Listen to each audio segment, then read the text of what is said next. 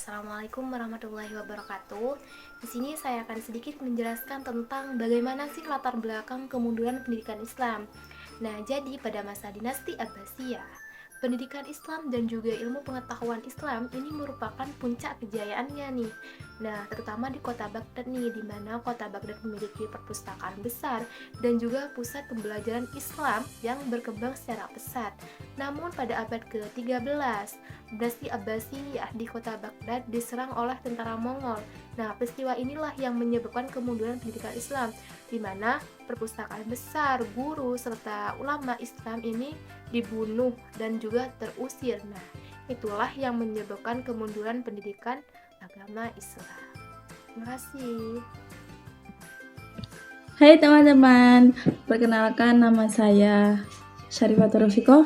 Di sini saya akan menerangkan tentang faktor-faktor kemunduran pendidikan Islam. Simak ya. Jadi, faktor kemunduran pendidikan Islam terbagi menjadi dua. Yang pertama terjadi pada masa dinasti Umayyah, yang kedua terjadi pada masa dinasti Abbasiyah. Pada masa dinasti Umayyah, pendidikan Islam bersifat desentrasi. Maksud desentrasi di sini adalah suatu konteks yang mengacu pada penyebaran kekuasaan atau pengelompokan dari pemerintah pusat ke pemerintah daerah atau pemerintah pusat ke pemerintah kecil. Faktor kemunduran pendidikan Islam pada masa dinasti Umayyah. Yang pertama, terjadinya konflik antara agama Islam dengan agama Kristen.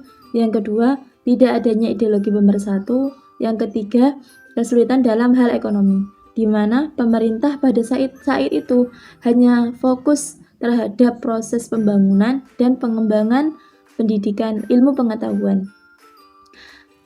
Dengan kefokusan mereka lalai akan ekonomi masyarakat, sehingga para masyarakat kesulitan dalam hal ekonomi.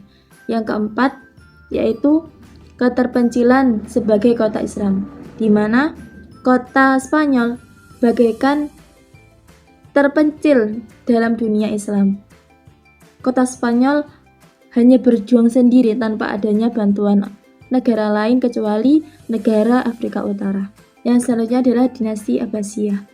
Dinasti Abbasiyah didirikan dengan tujuan untuk melanjutkan dari dinasti Umayyah. Salah satu pendiri dinasti Abbasiyah adalah Abdullah As-Saffah, yang mana merupakan keturunan Abbas, paman dari Nabi Muhammad. Faktor kemunduran pendidikan Islam pada masa dinasti Abbasiyah.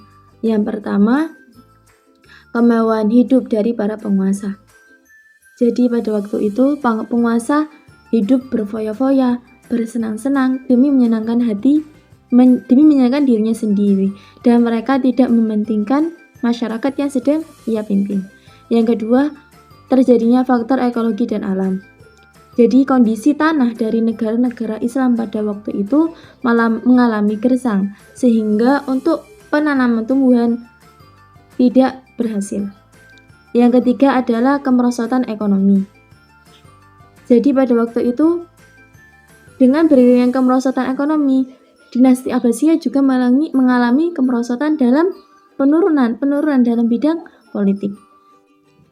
Yang terakhir adalah terjadinya perang salib, di mana runtuhnya kota Baghdad oleh serangan Mongol menjadi akhir dari pemerintahan Khalifah Abbasiyah.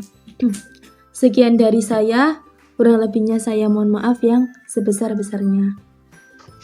Jumpa lagi. Ketemu lagi dengan aku.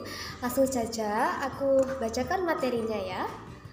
Pada masa keemasan Islam berada pada masa Bani Abbasiyah. Dan apa sih masa keemasan itu? Masa keemasan tersendiri adalah perkembangan kebudayaan tradisi yang menambah inovasi mereka. Jadi masa keemasan itu adalah suatu masa kejayaan, ya, kejayaan pada Bani Abbasiyah itu sendiri. Pada masa keemasan tersebut banyak menyumbang keilmuan pada dunia, baik itu ajaran agama yang terus berkembang seperti ilmu kalam, tafsir, dan ilmu umum seperti filsafat, geografi, matematika, pemerintahan, dan militer. Jadi masa keemasan itu ya banyak para ilmuwan yang berbagi ilmunya untuk diajarkan ke kalangan masyarakat Bani Abbasiyah. Nah, keemasan itu sendiri juga bisa dimaksudkan seperti suatu masa kejayaan pada Bani Abbasiyah. Jadi seperti itu. Hai, masih semangat kan? Itulah materi presentasi dari kakak-kakak. Dan semoga ilmu tadi bisa menambah wawasan kalian dan semangat untuk belajarnya. Oke, sebelum ditutup, kakak di sini mau membacakan kesimpulannya. Oke? Pendidikan Islam muncul sebagai respon terhadap tantangan sosial politik yang dihadapi umat Islam. Di Indonesia, peta politik kebijakan pendidikan membentuk arah perkembangan pendidikan Islam melalui pengembangan kurikulum yang sesuai.